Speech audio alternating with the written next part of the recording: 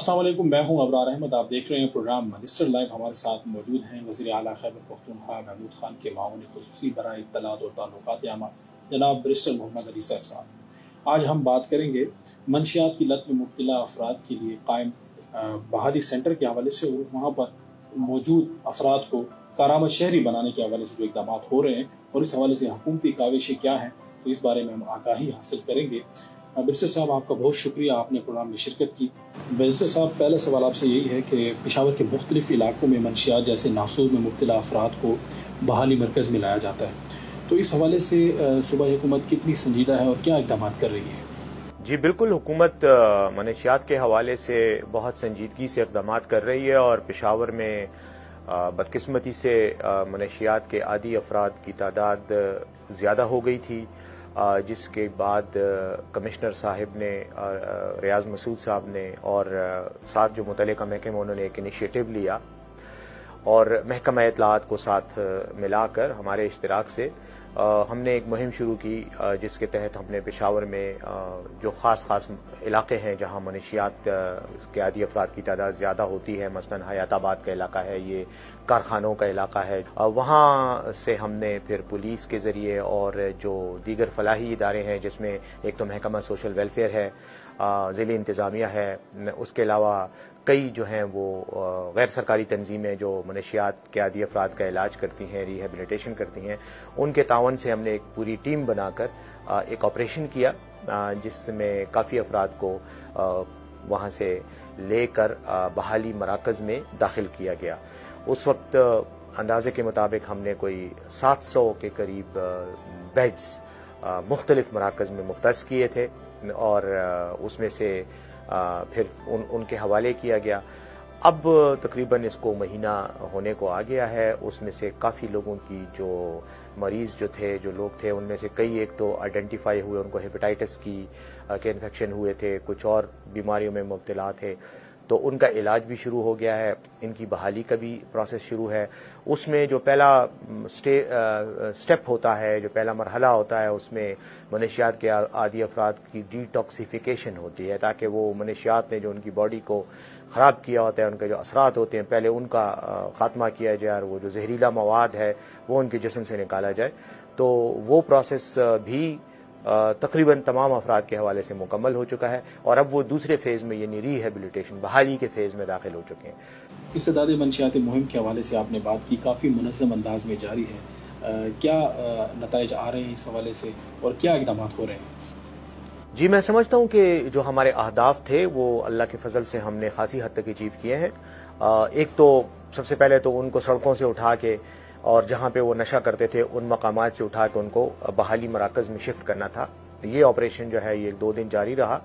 और हमने उनको वहाँ से पिक करके बहाली मराकज़ में शिफ्ट किया। उसके बाद वहाँ उनकी, जैसे मैंने बताया, डिटॉक्सिफिकेशन का अमल था, उसमें कुछ दिन लगे। वो अमल भी जैसे कि मुख्तलिफ मराकज़ में मौजूद थे, कुछ सरकारी मराकज़ हैं, कुछ गैर सरकारी इदारों के मराकज़ हैं, तो उन सब में एट अ टाइम ये सारा स्टार्ट हुआ। वो प्रोसेस अब हो चुका है, अब रिहेबिलिटेशन का मरहला है। उस सिलसिले में मैं ये बताता चलूँ कि जो महकमा सोशल वेलफेयर के तहत बहाली मरकज़ है अफगान कॉलोनी में, वहाँ मैं आज ही विज़िट करके आया हूँ और वहाँ पर तकरीबन 120 के करीब ऐसे अफराद हैं जिनको इस ऑपरेशन के दौरान उठाया गया था और अब वो बहाली के स्टेज में हैं। आज मेरी उनसे मुलाकात भी हुई। मैं तो मैं समझता हूँ कि एक अच्छा खुशाइंद मुझे वहाँ पे मुशाहिदा हुआ। लोग वहाँ पर एक्सरसाइज कर रहे थे, वॉलीबॉल खेल रहे थे, उसके अलावा मुख्तलिफ मकामात पर उनको उस इदारे में कुरान की तालीम दी जाती है, उनको छोटी जो सूरतें हैं कुरान की वो उनको याद कराई जाती हैं। उसके अलावा उनकी जो दीनी और इखलाकी जो एक तरबियत है उसका अमल भी जारी है। साइकेट्रिस्ट भी वहाँ मौजूद हैं, एक डॉक्टर साहिबा से मुलाकात भी हुई जो साइकेट्रिस्ट हैं जो उनका इलाज कर रही हैं। तो मैं ये समझता हूँ कि जितना भी मुमकिन हो सकता है वो हुकूमत कर रही है। उसमें एक ख़ुसूसी बात यह है कि जो लोग हेपेटाइटिस के या इस तरह की जो बीमारियां हैं जो अमूमन नशे के आदी अफराद को लग जाती है, क्योंकि वो इंजेक्शंस वगैरह जो सिरिंजेस होते हैं वो शेयर करते हैं एक दूसरे के साथ, तो उनको अलग रखा गया है, उनका अलग से इलाज हो रहा है। और ایک اچھا ماحول ان کو ملا ہے اور میں سمجھتا ہوں کہ اس کے بڑے اچھے مثبت نتائج سامنے آئیں گے۔ بحالی سینٹر کا آپ نے وزٹ کیا، وہاں پر سہولیات کے حوالے سے آپ نے بات کی، کیا وہ تمام سہولیات مفت فراہم کی جا رہی ہیں؟ بالکل، جب یہ مہم شروع ہوئی تھی گزشتہ ماہ تو اس وقت وزیر اعلیٰ خیبر پختونخوا سے بات ہوئی تھی اور وزیر اعلیٰ محمود خان صاحب نے بہت گریشیسلی جو ہے اس کے لیے اچھا خاصا فنڈ مختص کیا تھا، کروڑوں میں وہ فنڈ ہے اور وہ اس فنڈ ہی سے ہم یہ تمام ایکٹیویٹی کر رہے ہیں، یعنی ان لوگوں کو وہاں سے اٹھانا، ان کو شفٹ کرنا، پھر مختلف بحالی مراکز میں ان پر جو اخراجات ہوتے ہیں وہ سارے حکومت برداشت کر رہی ہے۔ ایون جو غیر سرکاری ادارے ہیں وہاں پر بھی جتنے مریض داخل ہیں ان کو فی کس جو ان پہ اخراجات آ رہے ہیں وہ بھی صوبائی حکومت اپنے خرچے پہ کر رہی ہے۔ نشے میں مبتلا مریضوں کی ماہرین سے کونسلنگ بھی کی جاتی ہے؟ بالکل جی، جو بحالی کا عمل ہے، ریہیبلیٹیشن کا جو عمل ہے، انہیں یقیناً ادویات کے ساتھ جو ان کی جسم کو مضبوط بنانا، ان کی جو قوت مدافعت ہے اس کو بڑھانا، اس کے ساتھ ساتھ ان کا نفسیاتی علاج بھی ہوتا ہے جس کے لیے سائیکیٹرسٹ اور سائیکولوجسٹ دونوں جو شعبے ہیں ان کے ماہرین کی خدمات حاصل ہیں، خواتین بھی اور مرد بھی، اور وہ ان کا علاج کر رہے ہیں 24 آورز۔ ان کو یہ سہولت موجود ہے ان کے لیے، اگر کسی کو کوئی پرابلم ہوتی ہے تو وہ سائیکیٹرسٹ کو گھر سے بھی بلایا جاتا ہے، ورنہ ڈیوٹی پہ وہاں موجود ہوتے ہیں۔ تو یقیناً کیونکہ اصل میں یہ ایک ایسا نشہ ہے کہ جس کے نفسیاتی وجوہات ہوتی ہیں،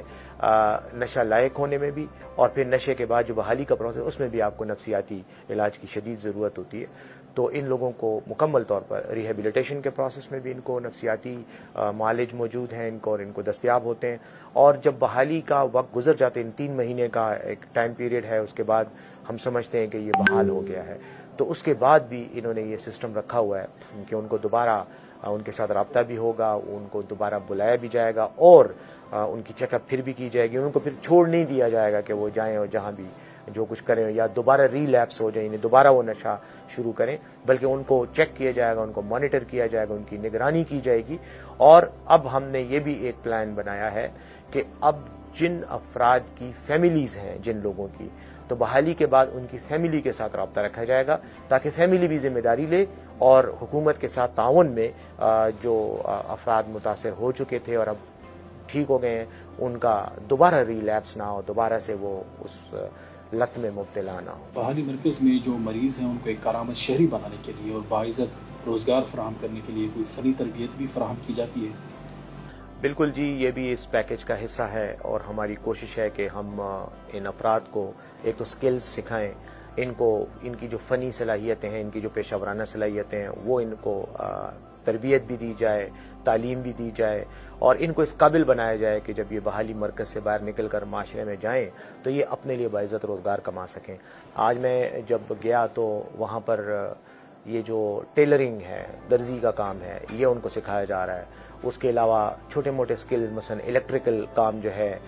یہ وائرنگ وغیرہ، یہ چیزیں بھی ان کو سکھائی جا رہی ہیں۔ اور ایک عجیب سی بات یہ تھی کہ ان میں کئی ایسے لوگ ہیں کہ جو اچھے خاصے پڑھے لکھے بھی ہیں لیکن اس لت میں مبتلا ہونے کی وجہ سے اس موذی مرض کا یا کہیں یا اس بیماری کا شکار ہو گئے۔ کچھ ٹیلرز تھے، یہ خواتین کا جو کام ہوتا ہے، یہ وہ جو لباس ہوتا ہے عروسی لباس، اور وہ بنانے کے ماہر ہیں اس میں۔ کچھ جو ہیں وہ جنریٹر ایکسپرٹس ہیں، الیکٹریکل ایکسپرٹس ہیں، لیکن بدقسمتی سے اس لت میں مبتلا ہونے کے بعد وہ اپنی روزگار کو کھو چکے ہیں۔ لیکن اب ہماری کوشش یہ ہے کہ جب یہ یہاں سے فارغ ہوں تو ان کو مختلف سرکاری اور پرائیویٹ اداروں میں کسی نہ کسی طرح کھپایا جائے تاکہ وہ ایک باعزت روزگار کما سکیں۔ جن کو وہاں نہیں کام ملتا تو ان کو ہماری کوشش ہے کہ ان کو ہم سپورٹ دے سکیں تاکہ وہ اپنا کام شروع کر سکیں۔ منشیات کے عادی افراد کی بحالی کے حوالے سے حکومت کی جانب سے کیا ٹارگیٹس رکھے گئے ہیں؟ دیکھیں، ٹارگیٹس تو یہ ہے کہ یہ ایک ایسی لعنت ہے کہ جس سے چھٹکارا پانا کسی بھی مہذب معاشرے کا سب سے پہلا فریضہ ہونا چاہیے۔ بدقسمتی سے ہمارے اس خیبر پختونخوا میں ایک مسئلہ یہ ہے کہ اس سے پہلے جو ہمارے ویسٹرن بارڈر پہ جو مسائل تھے ان کی وجہ سے منشیات کی فراہمی یہ بہت آسان ہو گئی تھی اور یہاں پر منشیات آزادانہ فروخت ہوتی تھی یا دستیاب ہوتی تھی، تو یہ لوگ یہاں آ کر پڑے رہتے تھے اور یہاں سے منشیات ان کو کم قیمت پر ملتی تھی۔ تو یہ بھی آپریشن کیا گیا ہے پولیس اور اینٹی نارکوٹکس فورس کے تعاون سے اور ایکسائز جو ہمارا محکمہ ہے ان کے تعاون سے یہاں پر مختلف آپریشنز کر کے ایک تو کوشش یہ کی گئی ہے کہ جو لوگ ان کو منشیات سپلائی کرتے ہیں ان کو روکا جا سکے. اس میں ویسے کام کرنے کی ضرورت ہے اور انشاءاللہ وزیر اعلیٰ صاحب نے یہ ہدایات دی ہیں کہ اس سلسلے میں پولیس کو بھی اور قانون نافذ کرنے والے اداروں کو کہ سب سے پہلے تو ان معاشرے کے ان دشمنوں کا خاتمہ کیا جائے جو یہ زہریلا مواد لوگوں کو سپلائی کرتے ہیں اور نسلوں کو تباہ کر رہے ہیں. لیکن ٹارگٹ یہ ہے کہ ان لوگوں کو بھی پکڑا جائے, سورس جو ہے اس کا جو ذریعہ ہے اس کو بھی روکا جائے اور جو افراد ہیں ان کو بحال کیا جائے, ان کو ریہیبلیٹیٹ کیا جائے اور ایسی سچویشن بنائی جائے کہ یہ آسانی سے ان کو یہ چیز دستیاب نہ ہو تاکہ دوبارہ ریلیپس نہ ہو سکیں. تو بس ہماری طرف سے تو جو کوشش کر سکتے تھے ہم کر رہے ہیں. جیسے میں نے کہا بہت بڑی تعداد میں لوگوں کو اٹھایا گیا ہے, لیکن پھر بھی میں کبھی بھی یہ دعویٰ نہیں کروں گا کہ ہم نے 100% کامیابی حاصل کی ہے. یقیناً ابھی بہت کچھ ہم نے کرنا ہے اور اللہ سے دعا ہے کہ ہمیں اپنے اس مقصد میں کامیاب کرے اور ہم نے اس لعنت سے قوم کو نجات دلوا سکیں. آخر میں جو ہماری نوجوان نسل ہے ان کو اس سنجیدہ موضوع کے حوالے سے کیا پیغام دینا چاہیں گے؟ جی بالکل, میں تو یہ سمجھتا ہوں کہ ہمارے جو عوام ہیں خاص طور پر نوجوان ان کو چاہیے کہ اس لعنت سے دور رہیں اور اس کی بنیادی وجہ جو ہے وہ ذہنی اور نفسیاتی پریشانیاں ہوتی ہیں. میں تو یہی کہوں گا کہ ہمارے دین میں اسلام میں اس کا علاج ہے. اللہ کے ساتھ رابطہ رکھیں, عبادات کریں, اپنے کردار کو اور اپنی سوچ کو صاف رکھنے کی کوشش کریں اور مثبت سرگرمیوں اپنے آپ کو انوالو کریں. ایسی سرگرمیاں جس میں آپ کا ذہن فارغ نہ ہو, جس میں آپ کوئی اچھی تعمیری سوچ جس میں آپ کو آ سکے. اپنی فیملی کے ساتھ وقت گزاریں, اچھے دوستوں کے ساتھ, اچھے کردار کے لوگوں کے ساتھ اٹھے بیٹھیں تاکہ آپ کو تعمیری باتوں میں دلچسپی پیدا ہو, پازیٹیو چیزوں میں, مثبت سرگرمیوں میں آپ کو دلچسپی پیدا ہو اور آپ اس میں کام کریں. اور یہ ایک ایسی لعنت ہے کہ یہ وقتی طور پہ تو آپ کو چند سیکنڈز کے لیے یا چند منٹوں کے لیے تو آپ کو ریلیکس کر دیتی ہے, لیکن اس کے بعد ساری عمر آپ اس موذی مرض کا شکار ہوتے ہیں. اس میں آپ کے خاندان کی بھی بدنامی ہے, آپ کی اپنی بھی بدنامی ہے, دنیا کی بھی ذلت ہے اور آخرت کی بھی رسوائی ہے. تو اس لیے میں تمام لوگوں سے, تمام پاکستانیوں سے یہ درخواست کرتا ہوں کہ اس موذی لعنت سے اپنے آپ کو بچانے کی ہر ممکنہ کوشش کریں. اور میں یہ بھی کہنا چاہتا ہوں کہ جو لوگ اس مذموم کاروبار میں شریک ہیں حکومت کو اطلاع دیں, ہمیں اطلاع دیں, متعلقہ اداروں کو اطلاع دیں تاکہ ان لوگوں کے خلاف بھی ایکشن لیا جا سکے اور ان کو بھی کیفر کردار تک پہنچایا جا سکے جو اس معاشرے میں تباہی لانے کے ذمہ دار ہیں. بہت بہت شکریہ. بہت بہت شکریہ بیرسٹر صاحب آپ کا. ناظرین, آپ کو ہمارا پروگرام کیسا لگا اپنی رائے کا کمنٹ باکس میں اظہار کر سکتے ہیں. اگلے پروگرام تک کے لیے اجازت دیجیے. اللہ حافظ.